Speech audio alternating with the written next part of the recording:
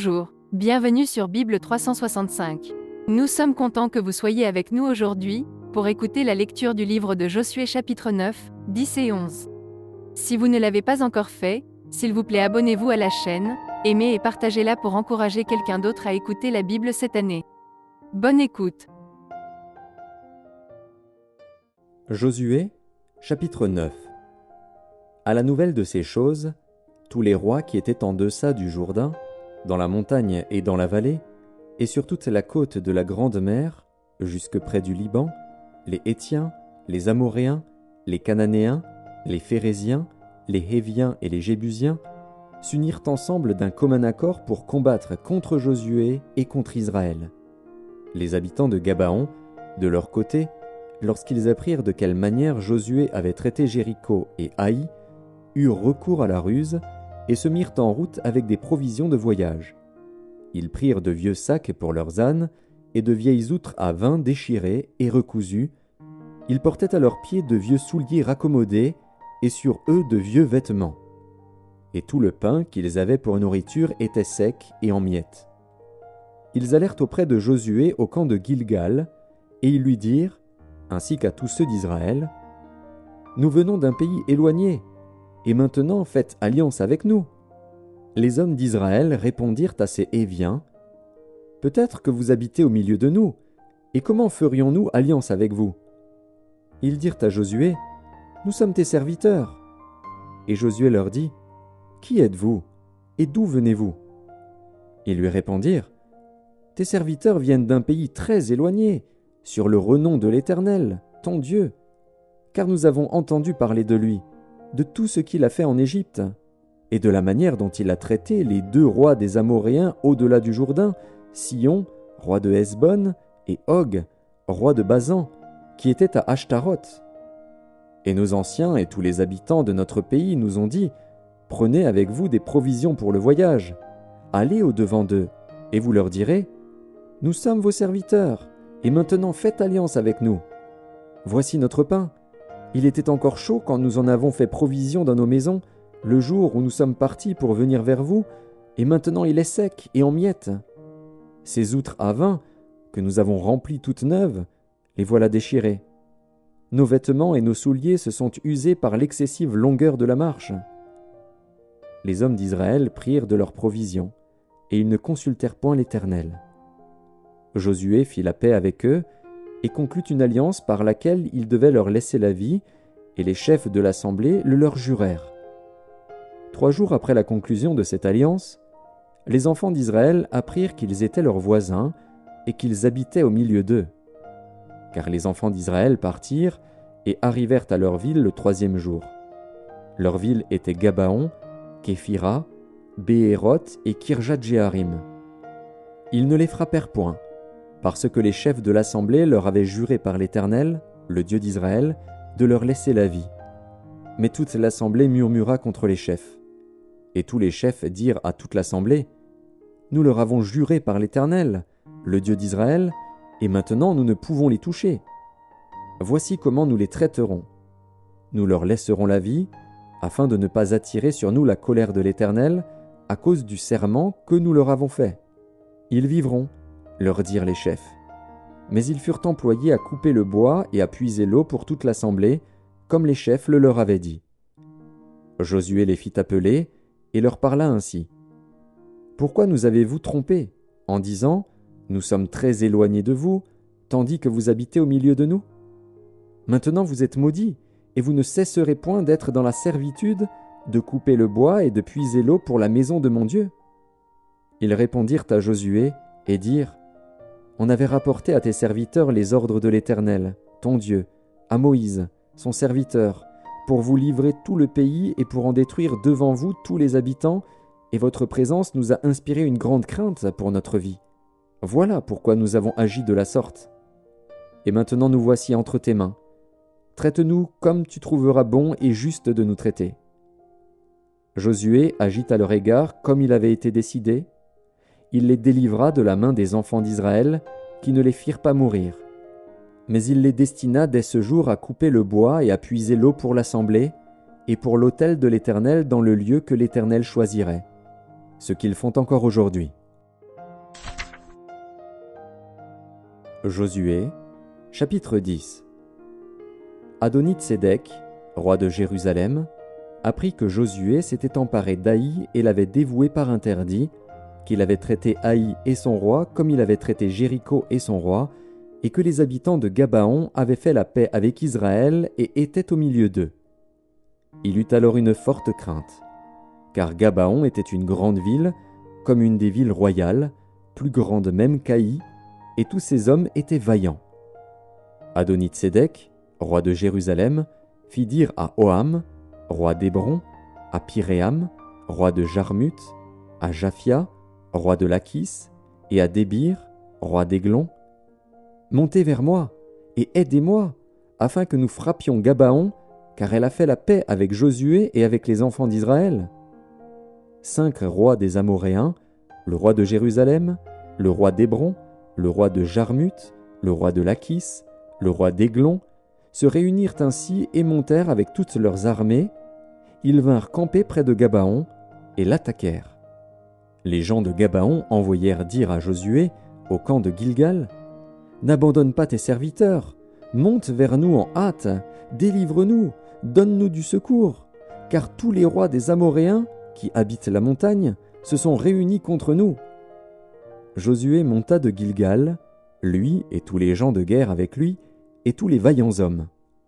L'Éternel dit à Josué, « Ne les crains point, car je les livre entre tes mains, et aucun d'eux ne tiendra devant toi. » Josué arriva subitement sur eux, après avoir marché toute la nuit depuis Gilgal. L'Éternel les mit en déroute devant Israël, et Israël leur fit éprouver une grande défaite près de Gabaon, les poursuivit sur le chemin qui monte à Beth-Horon, et les battit jusqu'à Azéka et à Makeda. Comme ils fuyaient devant Israël, et qu'ils étaient à la descente de Beth-Horon, l'Éternel fit tomber du ciel sur eux de grosses pierres jusqu'à Azéka, et ils périrent. Ceux qui moururent par les pierres de grêle furent plus nombreux que ceux qui furent tués avec l'épée par les enfants d'Israël. Alors Josué parla à l'Éternel, le jour où l'Éternel livra les Amoréens aux enfants d'Israël, et il dit en présence d'Israël, « Soleil, arrête-toi sur Gabaon, et toi, lune, sur la vallée d'Ajalon. » Et le soleil s'arrêta, et la lune suspendit sa course, jusqu'à ce que la nation eût tiré vengeance de ses ennemis. Cela n'est-il pas écrit dans le livre du juste ? Le soleil s'arrêta au milieu du ciel, et ne se hâta point de se coucher, presque tout un jour. Il n'y a point eu de jour comme celui-là, ni avant ni après, où l'Éternel ait écouté la voix d'un homme, car l'Éternel combattait pour Israël. Et Josué, et tout Israël avec lui, retourna au camp à Gilgal. Les 5 rois s'enfuirent et se cachèrent dans une caverne à Makeda. On le rapporta à Josué en disant, « Les 5 rois se trouvent cachés dans une caverne à Makeda. » Josué dit, « Roulez de grosses pierres à l'entrée de la caverne et mettez-y des hommes pour les garder. Et vous, ne vous arrêtez pas, poursuivez vos ennemis et attaquez-les par derrière. Ne les laissez pas entrer dans leur ville, car l'Éternel, votre Dieu, les a livrés entre vos mains. » Après que Josué et les enfants d'Israël leur eurent fait éprouver une très grande défaite et les eurent complètement battus, ceux qui purent échapper se sauvèrent dans les villes fortifiées, et tout le peuple revint tranquillement au camp vers Josué à Makeda, sans que personne remuât sa langue contre les enfants d'Israël. Josué dit alors, « Ouvrez l'entrée de la caverne, faites-en sortir ces 5 rois, et amenez-les-moi. » Ils firent ainsi, et lui amenèrent les 5 rois qu'ils avaient fait sortir de la caverne, le roi de Jérusalem, le roi d'Hébron, le roi de Jarmuth, le roi de Lachis, le roi d'Églon. Lorsqu'ils eurent amené ces rois devant Josué, Josué appela tous les hommes d'Israël et dit aux chefs des gens de guerre qui avaient marché avec lui, « Approchez-vous, mettez vos pieds sur les coups de ces rois. » Ils s'approchèrent et ils mirent les pieds sur leurs coups. Josué leur dit, « Ne craignez point et ne vous effrayez point, fortifiez-vous et ayez du courage, car c'est ainsi que l'Éternel traitera tous vos ennemis contre lesquels vous combattez. » Après cela, Josué les frappa et les fit mourir. Il les pendit à 5 arbres, et ils restèrent pendus aux arbres jusqu'au soir. Vers le coucher du soleil, Josué ordonna qu'on les descendît des arbres, on les jeta dans la caverne où ils s'étaient cachés, et l'on mit à l'entrée de la caverne de grosses pierres, qui y sont demeurées jusqu'à ce jour. Josué prit Makkéda le même jour, et la frappa du tranchant de l'épée. Il dévoua par interdit le roi, la ville et tous ceux qui s'y trouvaient. Il n'en laissa échapper aucun, et il traita le roi de Makkéda comme il avait traité le roi de Jéricho.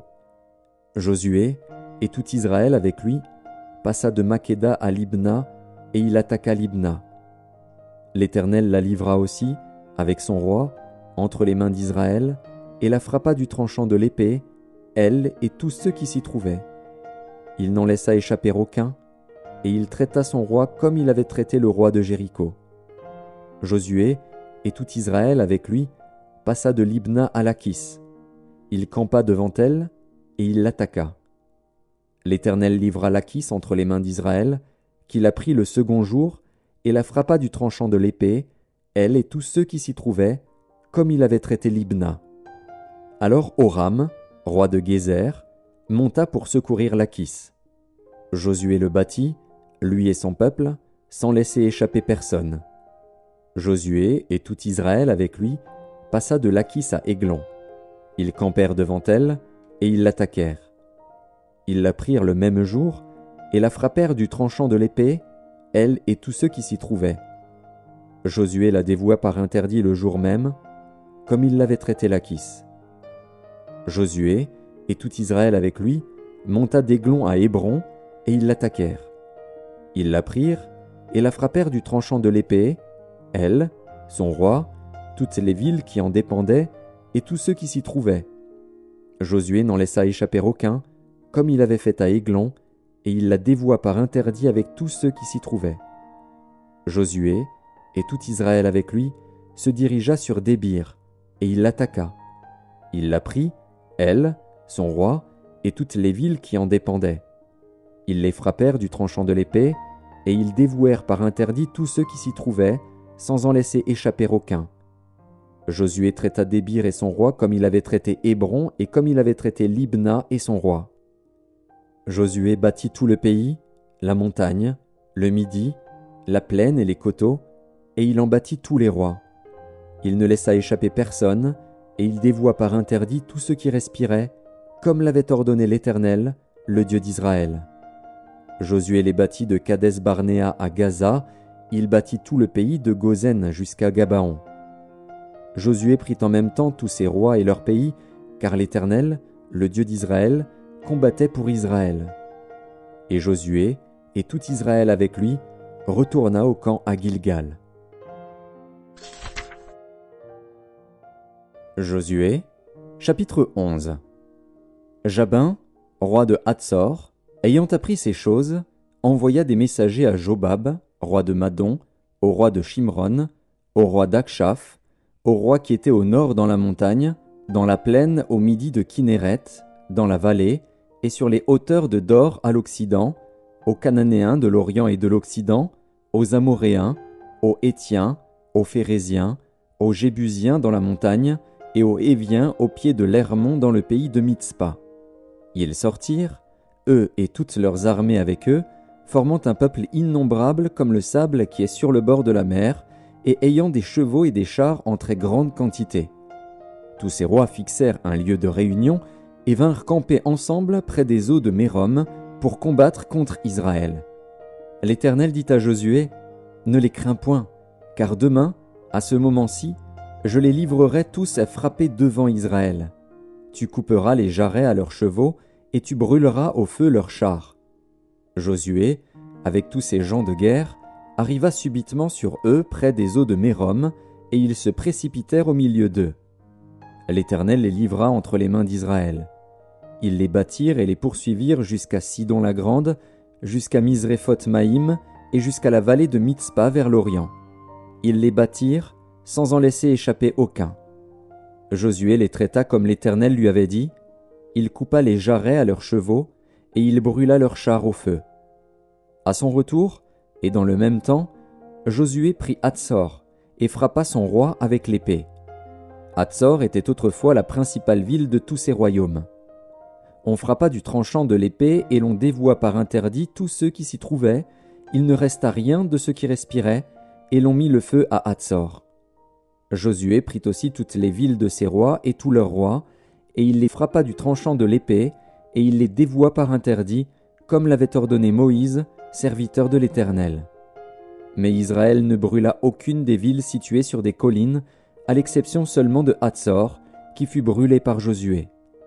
Les enfants d'Israël gardèrent pour eux tout le butin de ces villes et le bétail, mais ils frappèrent du tranchant de l'épée tous les hommes, jusqu'à ce qu'ils les eussent détruits, sans rien laisser de ceux qui respiraient.